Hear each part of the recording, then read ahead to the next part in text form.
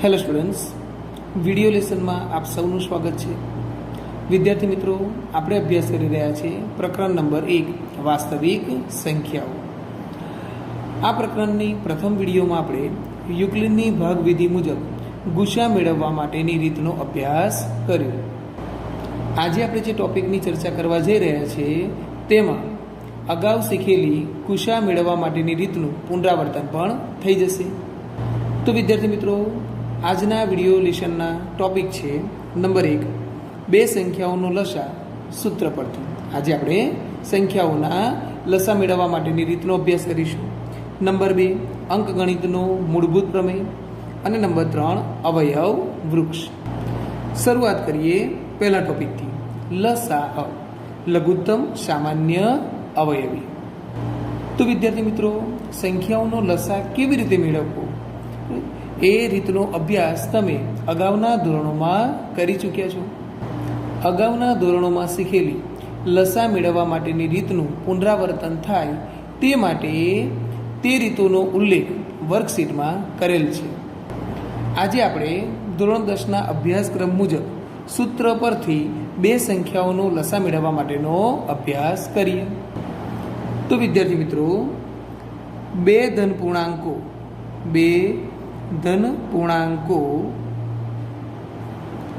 એ અને બી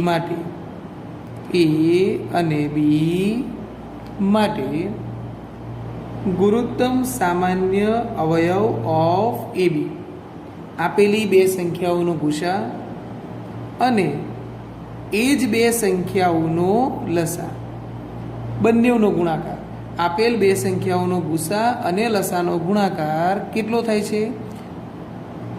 બે સંખ્યાઓના ગુણાકાર જેટલો. બે સંખ્યાઓના ગુણાકાર જેટલો થાય છે. ઓકે, એટલે કે આપણે એને લખી શકીએ કે સંખ્યાઓ કઈ આપી છે? એ અને બી, એટલે એનો ગુણાકાર થશે એ બી. આ રીતે લખી શકાય, ગુસા ઓફ એ બી ગુણ્યા લસા ઓફ એ બી બરાબર એ બી. વિદ્યાર્થી મિત્રો, આપણે એને ટૂંકમાં આવું લખી શકીએ, ટૂંકમાં ગુસા ગુણ્યા લસા બરાબર આપેલ બે સંખ્યાઓનો ગુણાકાર. આપેલ બે સંખ્યાઓનો ગુણાકાર. તો આ સૂત્ર દ્વારા આપણે સંખ્યાઓનો લસા મેળવવાનો અભ્યાસ કરીશું. બરાબર છે વિદ્યાર્થીઓ? યાદ રહે કે આ સૂત્ર માત્ર ને માત્ર બે સંખ્યાઓ માટે સાચું છે. બે સંખ્યાઓનો લસા આ સૂત્ર મુજબ શોધી શકાય છે. ચાલો વિદ્યાર્થી મિત્રો, ઉપરોક્ત સૂત્રનો અભ્યાસ આપણે ઉદાહરણ દ્વારા કરીએ. ઉદાહરણ છે, નીચે આપેલ સંખ્યાઓનો લસા શોધો. વિદ્યાર્થી મિત્રો, આ પ્રશ્ન તમારી પરીક્ષામાં 2 ગુણ માટે અને કદાચ સંખ્યાઓ સરળ હોય તો વૈકલ્પિક પ્રશ્ન તરીકે પણ પૂછી શકાય છે. તો અહીંયા પહેલી સંખ્યાઓ આપેલી છે 28 અને 42. ઓકે, તો જ્યારે પણ આપણે આ સૂત્રનો ઉપયોગ કરવો હોય ત્યારે સૌ પ્રથમ આપણે આપેલ સંખ્યાઓનો ગુસા શોધવો પડે. શું શોધવું પડે વિદ્યાર્થીઓ? સૌ પ્રથમ ગુસા શોધવું પડે. સૌ પ્રથમ ગુસા મેળવીએ. ઓકે, હવે ગુસા મેળવવા માટેની રીત એ આપણે અગાઉની વિડીયોમાં શીખી ગયા છે. બરાબર છે, યુક્લિડની ભાગવિધિ મુજબ. તો આપણે અહીંયા કહી શકીએ કે 42 એ 28 કરતાં વધુ છે, એટલે મોટી સંખ્યાનો ભાગાકાર નાની સંખ્યા વડે થશે. તો શું લખી શકાય વિદ્યાર્થીઓ? 42નો ભાગાકાર કેટલા વડે? 28 વડે. કેટલા વડે ભાગ ચાલે ખબર નથી, અને શેષ શું વધે એ પણ નથી ખબર. તો અહીંયા આપણે સાઈડ પર થોડુંક રફ કામ કરી લઈએ. 42 ભાગ્યા 28, 28 એકા 28, 28 × 56 વધી જાય. 42માંથી 28 બાદ થયા એટલે વધશે 14. બરાબર? તો લખી શકાય છે ભાજ્ય બરાબર ભાજક ગુણ્યા ભાગફળ વત્તા શેષ. 42 બરાબર 28 એકા 28 વત્તા શેષ કેટલી? 14. હવે તમને યાદ હશે કે 28નો ભાગાકાર 14 વડે, 28 બરાબર 14 ગુણ્યા મૌખિક પર તમે કહી શકો છો 14 દુ 28, 28 14 ગુણ્યા 2 28, એટલે શેષ શું આવશે? 0. અહીંયા દર્શાવી પણ શકો છો 14 દુ 28 0. ક્લિયર? તો અહીંયા આપણે કહી શકીએ કે આપેલ બે સંખ્યાઓ 42 અને 28 નો ગુસા કેટલો મળે છે બેટા? શૂન્યેતર શેષ એટલે કેટલા લેવાના છે? 14, જે તમને યાદ હશે. ઓકે, ચલો વિદ્યાર્થીઓ, હવે લસા મેળવવા માટે આપણે સૂત્રનો ઉપયોગ કરીએ. શું સૂત્ર હતું? રિવિઝન પણ કરી લઈએ, પુનરાવર્તન કરી લઈએ. આપેલ બે સંખ્યાઓનો ગુસા ગુણ્યા તે જ બે સંખ્યાઓનો લસા બરાબર આપેલ બે સંખ્યાઓનો ગુણાકાર. આપેલ બે સંખ્યાઓનો ગુણાકાર. ઓકે, તો વિદ્યાર્થી મિત્રો આપણે જોઈએ કે બે સંખ્યાઓનો ગુસા કેટલો લાવ્યા? 14. બે સંખ્યાઓનો ગુસા 14 મેળવ્યો, બરાબર. અને સંખ્યાઓ કઈ છે? 28 અને 42. ઓકે, તો ગુસા મેળવ્યો 14 ગુણ્યા લસા શોધવાનો છે એઝ ઇટ ઇઝ, અને આપેલી બે સંખ્યાઓથી 28 ગુણ્યા 42. 28 ગુણ્યા 42. ઓકે, ચાલો. માટે લસા ઇઝ ઇક્વલ ટુ 28 ગુણ્યા 42 છેદમાં 14. ઓકે, તો વિદ્યાર્થીઓ આપણે યાદ રાખીશું કે અહીંયા 14 એ 28 અને 42 બંનેનો અવયવ છે. 14 એ બંનેનો અવયવ છે, એટલે તમે કોઈ પણ એકમાંથી છેદ ઉડાડી શકો છો. ચાલો આપણે અહીંયાથી કટ કરીએ છીએ. 14 દુ 28, 14 કેન્સલ. તો શું વધે છે વિદ્યાર્થીઓ? 2 ગુણ્યા 42 ઇઝ ઇક્વલ ટુ 84. ઓકે, તો આપણે લખી શકાય કે લઘુત્તમ સામાન્ય અવયવી 28 અને 42 ઇઝ ઇક્વલ ટુ 84. વિદ્યાર્થીઓ આપણે યાદ રાખીશું કે આપણને જે પણ લસા મળે છે એ આપેલી બંને સંખ્યાઓનો અવયવી છે. આપેલી બંને સંખ્યાઓના ગુણાકારમાં આવતો હશે. જોઈએ, 28 ગુણ્યા 3 84, 42 ગુણ્યા 2 84. ક્લિયર? વિદ્યાર્થી મિત્રો, બીજી એક વાત કે આ સૂત્ર માત્ર ને માત્ર લસા શોધવા માટે નહીં. અહીંયા 3 પદ છે: ગુસા, લસા અને બે સંખ્યાઓનો ગુણાકાર. બરાબર છે? એટલે કે ક્યારેક જો આપણને પ્રશ્નમાં ગુસા અને લસા આપ્યો હોય તો આપણે ગુણાકાર શોધી શકીએ. ક્યારેક આપણને પ્રશ્નમાં ગુસા અને ગુણાકાર આપેલો હોય તો લસા શોધી શકાય. અને એ જ પ્રમાણે ગુસા આપેલો હોય, લસા આપેલો હોય અને બેમાંથી એક સંખ્યા આપી હોય તો બીજી સંખ્યા પણ આ જ સૂત્ર દ્વારા મેળવી શકાય છે. ચલો વિદ્યાર્થી મિત્રો, અન્ય એક ઉદાહરણ લઈએ. 36 અને 225 આપણે શોધવાનું છે લસા. ઓકે, તો વિદ્યાર્થી મિત્રો, સૌપ્રથમ આપણે આ બંને સંખ્યાઓનો ગુસા મેળવીશું. બંને સંખ્યાઓનો શું મેળવી લાવવાનો છે વિદ્યાર્થીઓ? ગુસા. યુક્લિડની ભાગવિધિ મુજબ તમે શીખેલી પહેલી વિડીયોમાં ગુસા મેળવવા માટેની જે યુક્લિડની ભાગવિધિની રીત શીખ્યા છો એ પ્રમાણે આનો આપણે ગુસા શોધી લઈએ. તો અહીંયા આપણે કહી શકીએ છીએ કે 225 એ 36થી વધુ છે. એનો અર્થ એવો થયો કે 225નો ભાગાકાર થાય કેટલા વડે? 36 વડે. ભાગફળ શું આવે છે નથી ખબર, અને શેષ પણ શોધવા.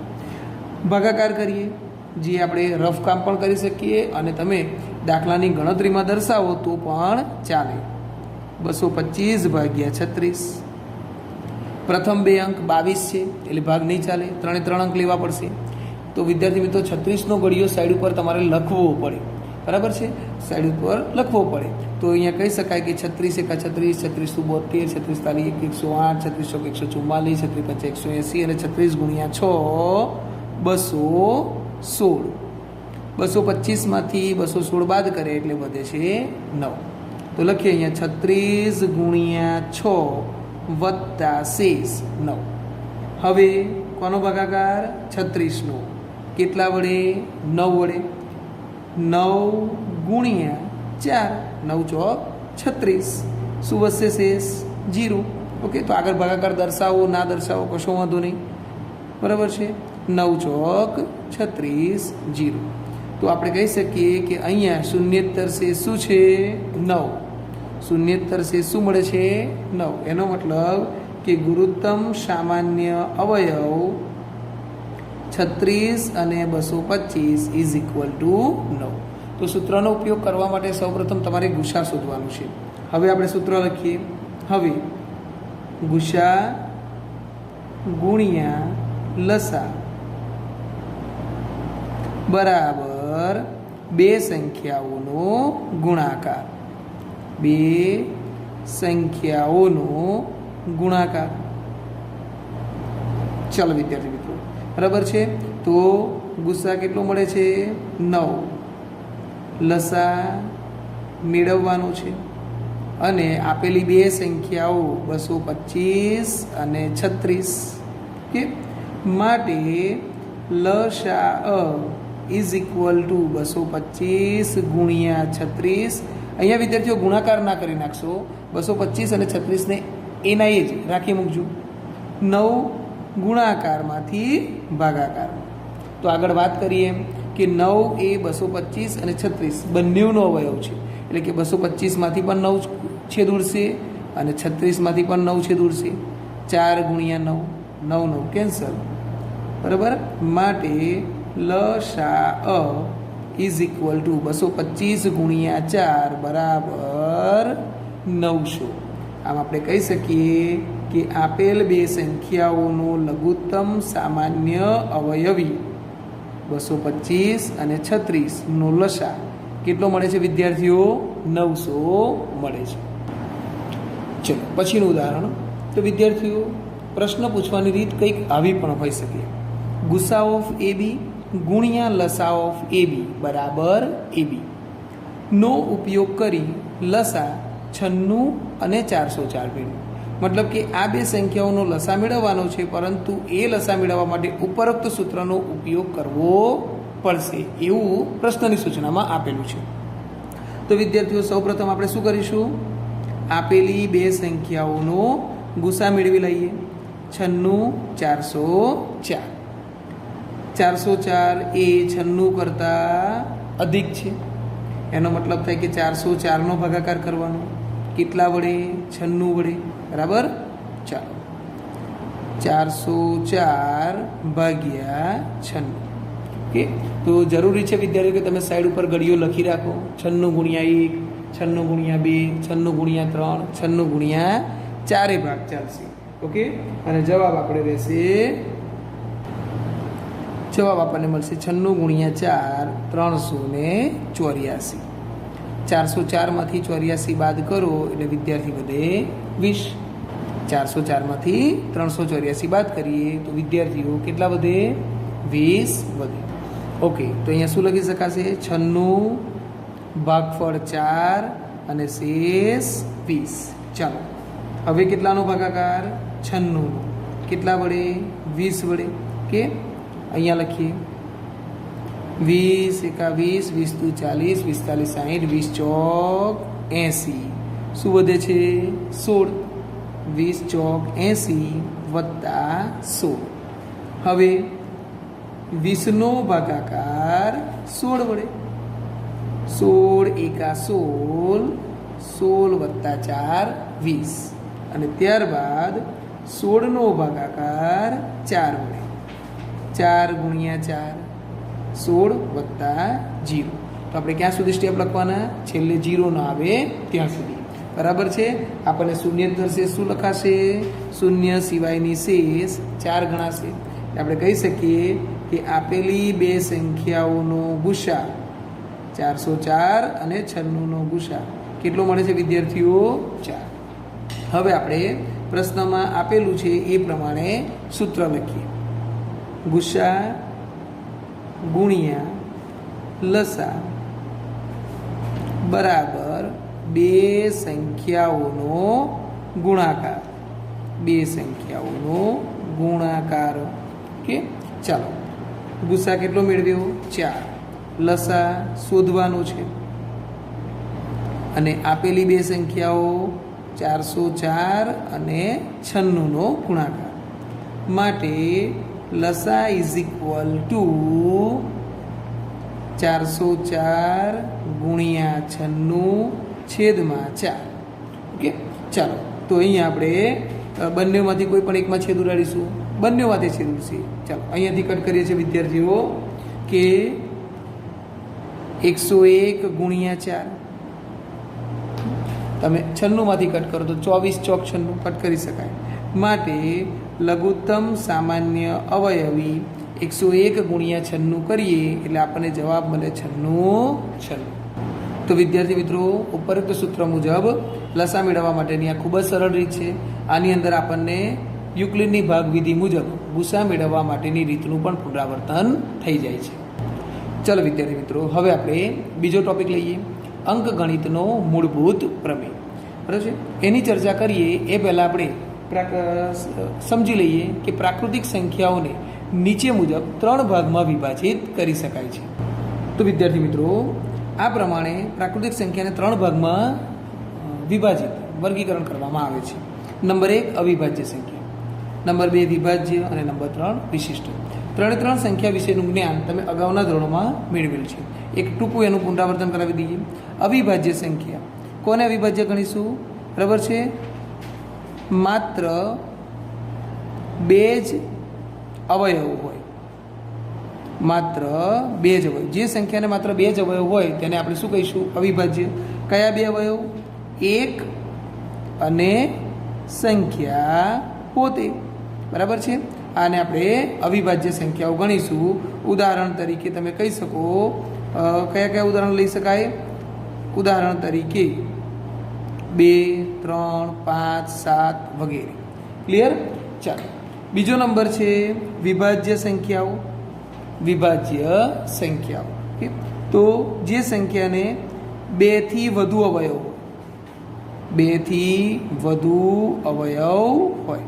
બીજા શબ્દોમાં કહીએ તો ઓછામાં ઓછા 3 અવયવ હોય તેવી સંખ્યાને આપણે વિભાજ્ય સંખ્યાઓ કહીએ છીએ. બરાબર? જેના ઉદાહરણ લખી શકાય. સૌથી નાનામાં નાની વિભાજ્ય સંખ્યા 4, 6, 8, 9 વગેરે છે. બરાબર? અને છેલ્લે છે વિશિષ્ટ સંખ્યા. વિશિષ્ટ સંખ્યા. બરાબર? તો કોને કહીશું? જે વિભાજ્ય કે અવિભાજ્ય નથી તે.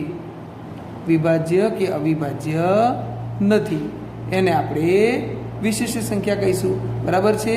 જેને માત્ર 1 જ અવયવ હોય, 1 જ અવયવ હોય, માત્ર 1 જ અવયવ હોય એવી સંખ્યાને વિશિષ્ટ સંખ્યા કહેવાય. તો કઈ સંખ્યા વિશિષ્ટ છે વિદ્યાર્થીઓ? 1, જે વિભાજ્ય પણ નથી અને અવિભાજ્ય પણ નથી. અંકગણિતનો મૂળભૂત પ્રમેય. 1 કરતાં મોટી દરેક સંખ્યાને અવિભાજ્ય સંખ્યાઓના ગુણાકાર તરીકે અનન્ય રીતે લખી શકાય છે. અહીંયા આપણે અવયવોનો ક્રમ જાળવવો જરૂરી નથી, કારણ કે ગુણાકાર માટે ક્રમનો નિયમ લાગુ પડે. એટલે ગમે તે ક્રમમાં તમે અવિભાજ્ય સંખ્યાઓ લખી શકો છો. ઉદાહરણ દ્વારા એને સમજીએ. ચલો, આપેલ સંખ્યાઓને અવિભાજ્ય ગુણાકાર સ્વરૂપે દર્શાવો. 1 ગુણનો પ્રશ્ન. હવે વિદ્યાર્થી મિત્રો, આ ટોપિક તમારા માટે કોઈ નવો નથી. તમે અગાઉના ધોરણોમાં એની ઘણી બધી પ્રેક્ટિસ કરી લીધી છે અને આ આવડવું પણ જરૂરી છે, જે આગળ આપણે પ્રકરણના આગળના અભ્યાસ માટે પણ ખૂબ જ મહત્ત્વનું રહેશે. પહેલી સંખ્યા છે 36. તો તમને યાદ હશે કે વિભાજ્યતાની ચાવીઓનો ઉપયોગ કરીને આપણે અવયવો મેળવવાના છે. એકમનો અંક 6 છે એટલે 2 વડે ભાગો, જવાબ મળે 18. ફરી 2 વડે ભાગાકાર 9, ફરી 3 વડે ભાગાકાર 3, ત્યારબાદ 3 વડે 1. તો આ બાબત આ સૌ સારી રીતે જાણો છો. તો અહીંયા લખી શકાય 36 = 2 ગુણ્યા 2 ગુણ્યા 3 ગુણ્યા 3. 2 દુ 4, 4 તાલી 12, 12 તાલી 36. 2 ની 2 ઘાત ગુણ્યા 3 ની 2 ઘાત. આમ આપણે આપેલી સંખ્યાઓને અવિભાજ્ય સંખ્યાઓના ગુણાકાર સ્વરૂપમાં લખી શકાય. ગુણાકારમાં એક પણ સંખ્યા વિભાજ્ય ન રહેવી જોઈએ. બધી સંખ્યાઓ કેવી મળે? અવિભાજ્ય.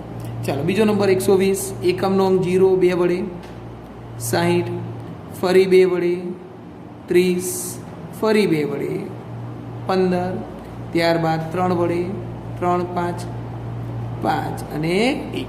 ઓકે, ચાલો, રીતની વધારે ચર્ચા નથી કરતો, કારણ કે આ બધી જ રીત તમને બહુ સારી રીતે આવડે છે. તો અહીંયા લખી શકાય 120 બરાબર 2 ગુણ્યા 2 ગુણ્યા 2 ગુણ્યા 3 ગુણ્યા 5. આ થયું અવિભાજ્ય સંખ્યાઓના ગુણાકાર સ્વરૂપમાં, જેને ટૂંકમાં લખાય 2 3 વખત ગુણ્યા 3 ગુણ્યા 5. ત્યાર પછીનું ઉદાહરણ છે 196. 2 વડે વિભાજ્ય છે, જવાબ મળે 98. 98નો ભાગાકાર 2 વડે કરો 49. 49નો ભાગાકાર કેટલા વડે થશે? 7 અને 1. ક્લિયર? ચાલો, તો અહીંયા લખી શકાશે 196 બરાબર 2 ગુણ્યા 2 ગુણ્યા 7 ગુણ્યા 7. ટૂંકમાં 196 ઇઝ ઇક્વલ ટુ 2ની 2 ઘાત અને 7ની 2 ઘાતના સ્વરૂપમાં લખી શકાય. તો આ થયું વિદ્યાર્થીઓ સંખ્યાઓને અવિભાજ્ય ગુણાકાર સ્વરૂપે દર્શાવો, જે તમારે વૈકલ્પિક પ્રશ્ન તરીકે 1 ગુણમાં પૂછાઈ શકે છે. ચાલો વિદ્યાર્થી મિત્રો, આજના વિડીયો લેશનનો છેલ્લો ટોપિક છે અવયવ વૃક્ષ. નીચે આપેલ સંખ્યાઓને અવયવ વૃક્ષની રીતે દર્શાવો. આ પણ તમારે 1 ગુણના વૈકલ્પિક પ્રશ્ન તરીકે પૂછાય છે. બરાબર છે? હવે અવયવ વૃક્ષની રીતે લખવું એ કોઈ નવી બાબત નથી. આ રીતે ઉપરોક્ત બાબતને જ બીજી રીતે લખવાની પદ્ધતિ છે. જોઈએ અહીંયા પહેલું ઉદાહરણ વિદ્યાર્થી મિત્રો લઈએ આપણે 140. ઓકે, 140. તો આપણને આ તો ખબર જ છે કે 140 એને 2 વડે ભાગતા શું મળે છે? 70. ઓકે, તો પણ આપણે લખવાનું છે આ પ્રમાણે 140 અહીંયા લખીશું એના 2 ભાગ 2 ગુણ્યા 70. અવિભાજ્ય સંખ્યા બહાર રહે એવું રાખજો. 2 ગુણ્યા 70. 70 હજુ વિભાજ્ય છે, એના ફરી ભાગ પડશે, તો 70નો ફરી 2 વડે ભાગાકાર કરીએ 35. 35 દુ 70 એટલે 2 ગુણ્યા 35. 2 ગુણ્યા 35. બરાબર છે? 35 હજુ વિભાજ્ય છે એટલે એના ફરી ભાગ પડશે. શું ભાગ પડશે? 5 વડે ભાગાકાર 7 5 35. 7 એકા 7. 5 ગુણ્યા 7. હવે 7 અવિભાજ્ય છે, હવે આગળ ભાગ પડશે નહીં. તો આ રીતે જે લખવાની પદ્ધતિ છે એને કહેવાય સંખ્યાઓનું અવયવ વૃક્ષ, જે બીજું કંઈ નથી, આનું આ જ છે. બરાબર છે? તો આપણે આને મૌખિક પણ લખી શકીએ છીએ અને જરૂર જણાય તો રફ કામમાં આનો ઉપયોગ પણ કરી શકીએ છીએ. ક્લિયર? ચાલો, બીજું એક ઉદાહરણ આપણે લઈએ વિદ્યાર્થીઓ 3825. ઓકે, એને મૌખિક અહીંયા લખીએ છીએ 3825. ચલો, રફ કામ કરતા નથી, મૌખિક લખીએ 3825. એકમનો અંક 5 છે એટલે 2 વડે વિભાજ્ય નથી, 5 વડે વિભાજ્ય છે. 3 વડે છે કે નહીં ચેક કરી લઈએ. 3 ને 8 11, 11 ને 2 13, 13 ને 5 18. સંખ્યાઓનો સરવાળો 3ના ગુણકમાં છે એટલે 3 વડે વિભાજ્ય છે. હવે શું કરવાનું? 3825 ભાગ્યા 3 કરવાના એટલે તમને જવાબ મળશે 1275. 1275 ભાગાકાર કરવાનો. 3825 ભાગ્યા 3 1275. 3 અવિભાજ્ય, 1275 વિભાજ્ય, એને ફરી ભાગ પાડો. ઓકે, તો એ પણ 7 ને 5 12, 12 ને 2 14, 15. 3 વડે વિભાજ્ય છે એટલે એના ફરી ભાગ પડશે વિદ્યાર્થીઓ 425. 1275 ભાગ્યા 3 બરાબર 425. હવે 425 ને ફરી ભાગાકાર કરીએ. 4 ને 2 6, 6 ને 5 11. 3 વડે નહીં થાય. એકમનો અંક 5 છે એટલે 5 વડે થશે. બરાબર છે? 425 ભાગ્યા 5 કરીએ એટલે જવાબ મળે 85. ક્લિયર? અને 85 ને છેલ્લે ફરી પાછા 5 વડે ભાગાકાર કરવામાં આવે એટલે જવાબ આવે 17, કે જે શું છે? અવિભાજ્ય છે. ક્લિયર? તો આ પ્રમાણે આપણે આપેલ સંખ્યાને અવયવ વૃક્ષની રીતે દર્શાવી શકીએ છીએ. ચલો વિદ્યાર્થીઓ, અવયવ વૃક્ષ આધારિત એક ખૂબ જ અગત્યનો વૈકલ્પિક પ્રશ્ન આપણે ભણી લઈએ. બરાબર છે? 1 ગુણ માટેના વૈકલ્પિક પ્રશ્નોમાં તમને ખાસ પૂછાઈ શકે છે. આની તૈયારી સારી રીતે કરશો વિદ્યાર્થીઓ. 2 ઉદાહરણ આપેલા છે. સૂચના છે કે અવયવ વૃક્ષ આપેલ છે, તમારે A B C ની કિંમત શોધવાની. અજ્ઞાત સંખ્યા A B C હોઈ શકે, ક્યારેક A B C D હોઈ શકે, XY હોય, XYZ હોય. ટૂંકમાં જે અજ્ઞાત સંખ્યાઓ આપેલી છે આપણે એની કિંમતો શોધવાની છે. પહેલું ઉદાહરણ લઈએ તો એની કઈ રીતે ગણતરી કરવી પડે. તો વિદ્યાર્થીઓ અહીંયા તમારે ઉપરથી નહીં, છેલ્લે નીચેથી શરૂઆત કરો તો ખૂબ જ સહેલું પડશે. 3 અને 7 આપેલા છે, આ બેવનો ગુણાકાર એ જવાબ C થશે. આપણને ખ્યાલ છે 3 ગુણ્યા 7 કેટલા થશે વિદ્યાર્થીઓ? 21. એટલે અહીંયા લખી દો C is equal to 21. Clear? ચાલો, ત્યાર પછી અહીંયા આપણને મળ્યા 21. એટલે 21નો ગુણાકાર 3 સાથે 63. હવે 63ને બી વડે ગુણવાના તો 126 મળે. તો આપણે વિચારવાનું કે 63ને કેટલા વડે ગુણીએ તો 126 થાય. 63 એકા 63, 63 દુ 126. એટલે 63ને 2 વડે ગુણવાથી 63ને 2 વડે ગુણવાથી જવાબ 126 મળે. અને ત્યારબાદ 126ને કેટલા વડે ગુણીએ તો 252 થાય. 126 ગુણ્યા 1 126, 126 ગુણ્યા 2 252. તો 126ને 2 વડે ગુણવાથી 252 થાય. આમ આપણને એ બી સીની કિંમતો ખૂબ જ સરળતાથી મેળવી શકાય છે. ચલો વધુ એક અભ્યાસ કરી લઈએ. અહીંયા પણ આપણને અવયવોમાં ABC આપેલા છે. શરૂઆત નીચેથી કરીએ. સી ગુણ્યા 5 બરાબર 55. સી ગુણ્યા 5 બરાબર 55. તમે અહીંયા 55 ભાગ્યા 5 કરશો તો પણ જવાબ મળશે. અને આપણે એવું પણ વિચારી શકીએ કે 5ને કેટલા વડે ગુણીએ તો 55 આવે. તો 5ને 11 વડે ગુણવાથી 55 આવે. 55 ભાગ્યા 5 બરાબર 11. 11 ગુણ્યા 5 બરાબર 55. 55 અને 3નો ગુણાકાર, 55 અને 3નો ગુણાકાર એ બીનો જવાબ છે. તો 55 ગુણ્યા 3 કરીએ એટલે આપણને જવાબ મળે વિદ્યાર્થીઓ 165. 55 ગુણ્યા 3 બરાબર 165. ઓકે, ફરી 165ને 2 વડે ગુણેલા છે, જવાબ છે 330. 165 ગુણ્યા 2 બરાબર 330. અને છેલ્લે 330ને કેટલા વડે ગુણો તો 660 આવે. તો અહીંયા તમે 330નો ઘડિયો પણ લખી શકો છો, અથવા 660 ભાગ્યા 330 કરો તો પણ આપણને જવાબ મળે. 660 ભાગ્યા 330 તો પણ એની કિંમત મળશે. 330નો ઘડિયો લખશો 660 આવે ત્યાં સુધી તો પણ જવાબ મળે. તો 330 ગુણ્યા 2 બરાબર 660. એટલે એ બરાબર 2, બી બરાબર 165 અને સી બરાબર 11 મળે છે. ક્લિયર? ચાલો વિદ્યાર્થીઓ, વધુ અભ્યાસ માટે આપણે આગળની વિડીયો માટે મળીશું. વધુનો અભ્યાસ પછીની વિડીયોમાં જોઈશું.